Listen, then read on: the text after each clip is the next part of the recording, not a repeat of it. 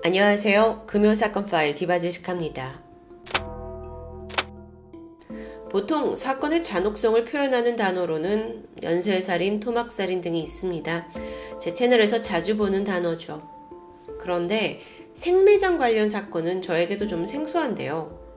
살아있는 사람을 묻는다는 건 정말 너무 엽기적이고 그만큼 드문 케이스입니다.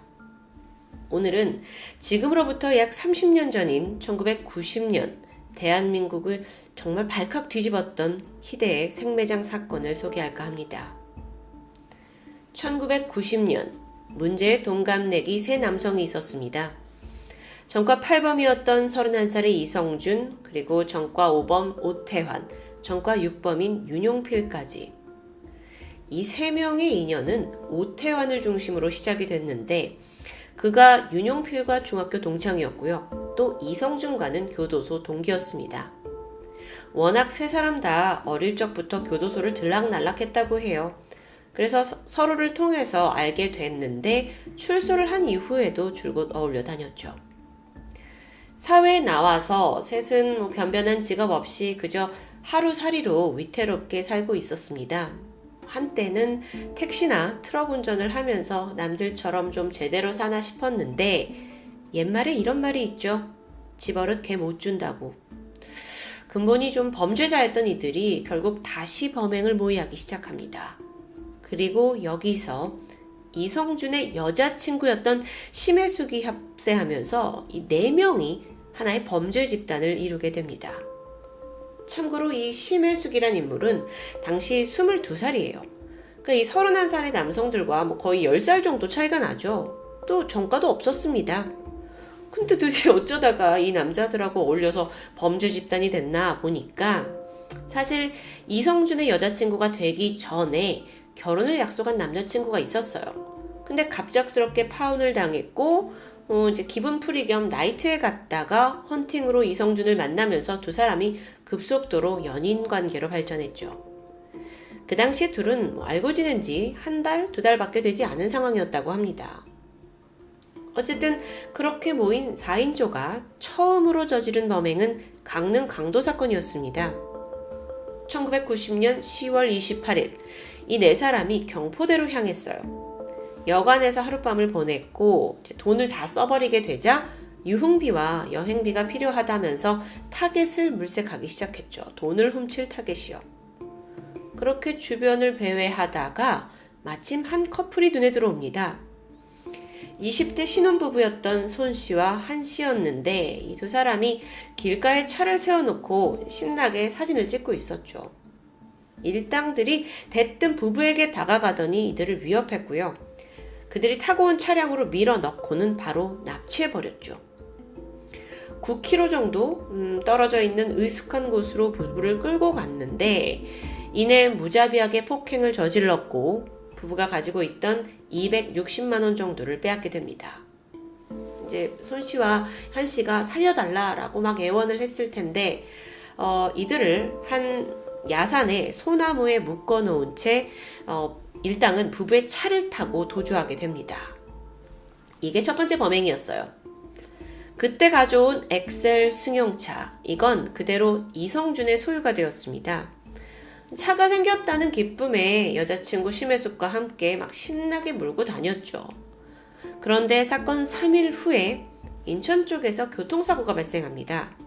이때 사고를 처리하러 온 경찰이 도난 차량인 걸 알게 되죠.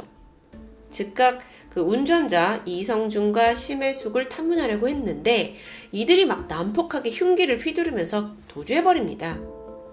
그렇게 놓치고 말았지만 이게 사실 이들의 차량이 아니라 훔친 부부의 차량이고 또 그럼 이걸 타고 있던 그 도망간 사람들이 범인이라는 건 자명한 거겠죠. 그래서 내부를 조사해보던 경찰이 신원을 확인할 만한 여러 증거를 찾아냅니다. 우선 가장 결정적인 게 통장이었어요. 통장 하나가 있는데 이게 이름을 보니까 그 공범이었던 오태환의 여자친구 최씨명이었죠. 아니 근데요, 이 차를 운전하고 있던 건 이성준 그리고 심혜숙이었는데 왜 오태환 여자친구 물건이 나왔을까요? 여기에는 일화가 있습니다. 사실 오태환이 심혜숙을 좋아하고 있었어요. 그러니까 이성준의 여자친구 심혜숙을요. 그래서 그녀한테 야, 이성준 쟤는 전과도 있다 이러면서 막 험담을 했었죠. 아니 자기도 전과자 아닌가요? 뭐 어쨌든 이걸 또 이성준이 알게 되면서 분노를 했고 복수심에 일부러 훔친 차량에다가 오태환의 여자친구 물건을 넣어둔 겁니다. 그래서 경찰한테 발각이 되면 이거 다 오태환이 저지른 짓이다 라고 덮어씌우기 위해서였어요. 뭐 우정이 참 얄팍하죠. 그런데 경찰은 그렇게 단순하지 않았습니다. 사실 이 차량 안에서 그 통장 외에 발견된 것들이 또 있는데 그게 또 윤용필 소유의 가스총이었죠. 그러니까 윤용필 이름도 나온 거예요. 그렇게 관련자 3명을 찾아낸 건데 그거 외에도 이미 뭐 차 내부에 이성준하고 심혜숙 지문이 있었기 때문에 결코 수사망을 피해갈 수는 없었습니다. 조사 끝에 경찰은 이 4명 4인조가 강릉 강도 사건의 용의자다라고 특정을 하게 됐고요. 또 피해자였던 신혼부부한테 사진을 보여주면서 4사람의 사진을 보여주면서 신원까지 확정하게 되죠. 그렇게 본격적으로 경찰의 추적이 시작됩니다. 한편 도주하고 있던 4인조는 경찰의 추적을 피해야 한다라면서 오히려 더 위험한 규칙을 만들게 됩니다. 그건 바로 앞으로는 절대 피해자를 살려주지 말자는 룰이었어요. 그러니까 자신들이 경찰에 꼬리를 잡히게 된 이유가 신혼부부가 살아남아가지고 차량 도난 건을 신고했기 때문이라고 생각한 거예요. 근데 실제로 봤을 때는 이성준이 차 안에 그 흔적을 남겨놨기 때문이었죠. 어쨌든 피해자를 살리면 우리가 추적을 당하니까 반드시 피해자를 죽여야 하고 또 시신은 한적한 곳에 묻어버리기로 다짐합니다. 이 살벌한 규칙이 생긴 후에 이들은 2번째 범행을 모의하게 됐고요. 11월 9일 오후 1시 4사람은 렌터카를 하나 빌려 타고 인천에서 출발해서 6번 국도를 달리게 됩니다. 참고로 6번 국도는 서울에서 양평 그리고 강릉까지 가로지르는 주요 간선국도인데요. 그렇게 신나게 달리던 일당이 경기도 양평군 청운면의 한 한적한 시골길에서 평범한 가족이 타고 있던 자주색 소나타 차량을 포착합니다. 그들이 타깃이 됐고 즉시 앞을 가로막게 되죠. 이 차 안에는요, 50대 남성 류 씨와 그의 외손녀 6살 최양, 그리고 류 씨의 80대 노모, 70대 이모가, 그러니까 2 노인분까지 함께 탑승을 하고 있었습니다. 강릉에 사는 친척 결혼식에 가던 길이었다고 해요. 갑자기 차를 가로막는 이들이 나타났고 곧이어 상상도 못할 끔찍한 일이 벌어지게 되죠. 우선 일당이 가지고 있는 현금 내놓으라고 합니다. 그래서 류 씨가 순순히 20만 원을 내놨어요.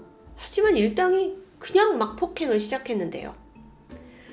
폭행이 어느 정도 끝나고 나서는 이 6살 꼬마 최양을 제외한 나머지 가족들의 손과 발을 다 묶었고요. 입에 재갈을 물린 채 트렁크에 가둬둡니다. 그리고서는 이제 운전을 해서 가는데 이때 그 꼬마 최양은 심혜숙이 직접 품에 안고 차에 태워서 외진 곳으로 향했다고 해요. 그래서 어딜 갔냐? 인적이 드문 아주 으슥한 인근 야산이었습니다. 불길함이 엄습하죠. 이 4인조는요, 가장 먼저 힘없는 할머니 2분을 낭떠러지에서 굴러 떨어뜨려요. 2분이 정신을 잃으시게 되죠. 그리고 다음으로 이성준과 윤용필이 인근 민박집에서 빌려온 삽 2자루로 땅을 파내려가기 시작합니다. 피해자들을 생매장할 계획이었던 겁니다. 어느 정도 구덩이가 파졌고요. 지체하지 않고 노인 2사람을 그곳으로 밀어 넣었죠. 다음으로는 류 씨 차례인데요. 마지막으로 협박을 합니다. 3천만 원을 주면 살려주겠다는 거였는데 류 씨가 돈이 없다라면서 거절하자 즉각 목을 조르기 시작했습니다. 이내 류 씨가 정신을 잃었고 구덩이로 던져집니다. 자, 여러분 이제 남은 건 6살 손녀 최양입니다. 이 사건이 정말 너무 엽기적이고 잔혹한데 가장 끔찍한 부분이 사실 전 여기라고 생각해요. 지금껏 최양은 할아버지 그리고 이 증조 할머니 두 분이 구덩이 아래로 떨어지는 걸 다 보고 있었어요. 잔뜩 겁에 질려 있었겠죠. 살려달라고 울부짖었는데 이때 오태환이 오히려 아이 옷을 벗기더니 아이를 망설임 없이 구덩이 안으로 던져버립니다. 정신을 잃은 상태도 아니었고요. 아이는 그냥 살아있는 그 상태 그대로였죠. 잠시 후에 흙이 위로 쌓여갔고 그 울려 퍼지던 아이의 울음소리조차 들리지 않게 됩니다. 저는 상상을 하면 할수록 너무 잔혹했는데 그렇게 산에서 내려온 일당은 류씨 가족의 소나타 차량을 타고 이번엔 안양으로 향했습니다. 거기서 일단 흥청망청 훔친 돈 썼어요. 그리고 이후에 이제 도주 계획을 짜보자 하면서 오태환의 여자친구 최 씨가 있는 대전으로 향하게 되죠. 이 대전이 사실 일당의 연고지이기도 했고요.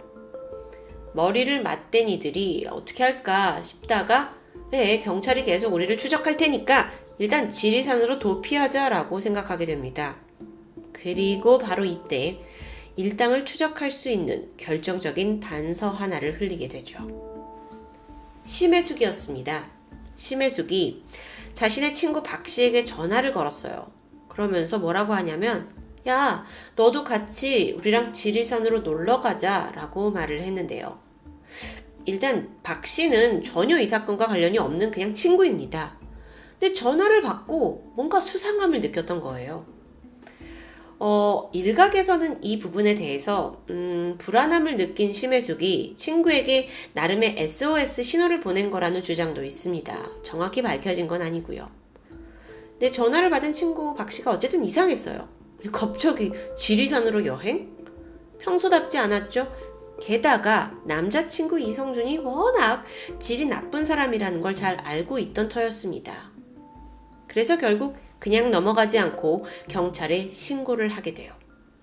또 때마침 경찰은요, 이성준 일당을 체포하기 위해서 연고지라는 대전 쪽에서 수사를 하고 있던 참이었습니다. 그때 박씨 신고 전화가 걸려온 거예요. 11월 10일 낮 1시 10분 대전 동부경찰서는 일당들이 어디 있다라는 소재지를 파악했고 즉시 그곳으로 출동했습니다. 다행스럽게도 오태환과 심혜숙은 현장에서 즉각 체포됐어요. 그런데 이성준과 윤용필은 재빠르게 차를 타고 도주해버렸죠. 이 과정에서 총격전이 있었는데요. 윤용필이 경찰의 실탄에 맞아서 부상을 입게 돼요. 하지만 다친 와중에서도 끈질기게 도주하죠. 결국 다음 날인 11월 11일 서울에까지 도주를 했던 그는 영등포에 있는 친구 집에서 가까스로 체포됩니다. 자, 그럼 이성준은요? 이성준도 이때 가슴에 실탄을 맞았어요. 그래서 중상을 입었죠. 하지만 역시나 포기하지 않고 도주했습니다. 근데 그 과정에서 많은 피를 흘렸어요. 그리고 결국 몸을 숨기고 있던 인근 아파트 옥상에서 발견이 되는데요. 그때 이미 숨이 끊어진 상태였죠. 자, 여러분, 저는 지금까지 시간 순서로 여러분께 사건을 설명드렸습니다. 그렇다 보니까 검거 당시의 경찰, 그들은 양평 매장 사건에 대해서는 사실 모르고 있던 때예요. 그러니까 강릉 사건, 또 도주 혐의로만 이들을 추적하고 있었던 겁니다. 그러고 보니까 강도와 이제 도주 혐의로만 사람을 쫓고 있는데 총까지 썼다? 라는 게 좀 과한 게 아닌가 싶은데요. 이게 시대적인 배경과 맞물려 있습니다. 마침 그때 노태우 정권이 범죄와의 전쟁을 선포했어요. 그래서 어떤 범죄자 소탕 작전의 본보기였다고도 해석할 수가 있겠죠. 자, 다시 사건으로 돌아와서 경찰이 차 내부를 살펴보던 중에 흙이 잔뜩 묻은 삽과 노끈이 있어요. 이건 추가 범죄를 저질렀다는 걸 암시하고 있었죠. 그래서 이걸 토대로 야, 이거 어떻게 된 거냐 라면서 일당들을 집중 추궁합니다. 그리고 버티다 못한 그들이 생매장 사건을 털어놓게 됐고요. 예상치 못한 자백을 듣던 경찰도 정말 그때 경악을 금치 못했다고 해요. 아시다시피 생매장이라는 게 흔한 범죄가 아닙니다. 그래서 어떻게 된 건가 하고 추후 조사를 통해서 밝혀진 게 뭐였냐면 당시 그 남성 3명은요 대마초를 피웠고 환각 상태였다고 해요. 여기서도 또 마약이 문제가 되네요. 이게 나중에 이제 범인들의 지인 집에서 대마초가 발견되면서 전체적으로 밝혀진 정황입니다. 자, 이제 수사팀은 이들의 증언에 따라 류 씨의 가족이 매장돼 있는 곳을 파헤치게 되었습니다. 현장 검증도 이루어졌고요. 안에서 내구의 시신이 나왔는데 부검 결과 사인은 모두 질식사였습니다. 여기에 더해서 이 모두 호흡기에 흙이 가득 차 있었다고 해요. 전 이 부분이 너무 제가 설명을 하면서도 진짜 소름 돋는데 얼마나 이들이 고통스럽게 사망했을지 짐작이 가는 대목이죠. 저도 이렇게 놀랐는데 당시에는 정말 사건 보도를 통해 온 국민이 대노했습니다. 너무 전례가 없는 사건이기 때문에 충격이 컸죠. 이 사건의 여파가 어느 정도였냐면요. 다들 들고 일어나서 사형감이다 라고 외쳤을 정도예요.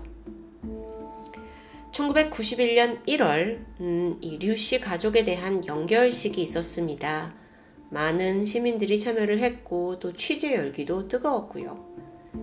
취재 열기가 뜨거운 걸 왜 말씀을 드리냐면 그만큼 당시 이 사건은 국민적인 관심과 주목을 받았을 수밖에 없겠죠.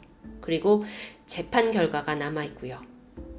모든 이목이 쏠린 가운데 재판도 신속하게 진행이 됩니다. 길게 끌 것도 없었어요. 사망을 이미 한 이성준을 제외한 오태환, 윤용필에게는 사형이 내려집니다. 심혜숙은 살인과 또 생매장에는 관여를 하지 않았다라는 이유로 징역 10년형을 받았고요. 자, 그리고 나서 이후의 진행도 속전속결입니다. 1992년 12월 윤용필의 사형이 집행되었고요. 2년 후인 1994년 10월 오태환의 사형도 집행됩니다. 오태환은 마지막까지 나는 범죄에 직접 관여하지 않았는데 이 여론에 떠밀려서 과도한 형을 받은 거다라며 억울함을 토로했다고 합니다. 그가 남긴 유언이 있는데요. 죄를 개별적으로 보지 않고 언론 보도에 의해서만 이렇게 처형을 하는 건 부당하다라는 내용이었습니다. 사실 여기엔 해석이 좀 엇갈릴 수 있는데 오태환이 그때 범행에 어느 정도 관여를 했는지에 대한 진실은 이제 알 수 없습니다. 근데 지금과 비교를 하면 당시의 사형이 굉장히 빨리 진행된 건 명백한 사실이죠. 시대적인 분위기로 이들에게 그렇게 많은 시간이 주어지진 않았습니다.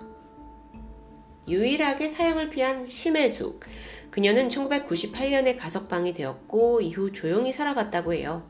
하지만 그조차도 얼마 안 가서 그녀가 위암 선고를 받고는 2003년 7월 사망했다고 전해집니다. 그런데 끝이 아니죠. 사건 발생 22년이 지난 2012년에 새로운 논란이 떠올랐습니다. 그렇게 많은 시간이 지나고서요. 당시 심씨 변호사가 한 일간지를 통해서 이 사건과 관련된 글을 기고하게 되는데요. 그 글의 내용이 이제 심혜숙은 또 다른 피해자다라는 입장입니다. 그러니까 세 남성이 강도짓을 하는 건 알고 있었지만 산에 데려가서 살인까지 하는 건 자신은 전혀 몰랐고 또 그 생매장조차 자기는 목격한 적도 없다라는 주장이었죠. 단지 강릉 그 사건, 신혼부부한테 돈을 뺏은 그 사건과 유사하게 그냥 돈만 뺏고 산에 묶어놓았다라는 게 이제 그녀의 진술이었다고 하는데요.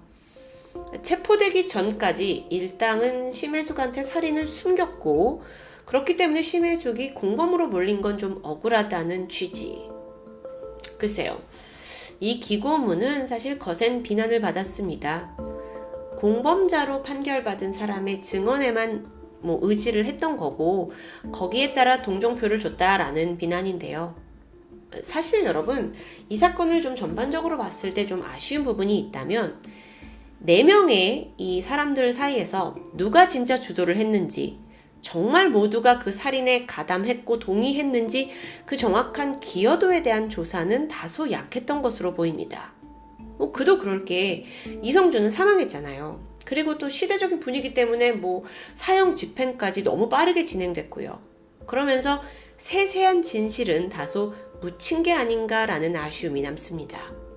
만약 이런 사건이 요즘 같을 때 발생했다면 좀 더 집요한 탐문과 또 정교한 수사 방식으로 결과는 다를 수 있다고 생각합니다. 근데 오해는 하지 마세요. 그건 판결이 얼마나 정확할 수 있냐의 문제지 결코 이들의 죄의 무게를 논하는 건 아닙니다. 아무 죄 없는 일가족을 살해했어요. 심지어 어린아이를 살아있는 채 매장했다는 그 중벌. 그건 당연히 무거운 벌로 다스리는 게 당연하겠죠. 대한민국 범죄 역사상 전례 없는 너무도 끔찍하고 엽기적인 생매장 사건. 지금까지 금요사건 파일 디바제시카였습니다.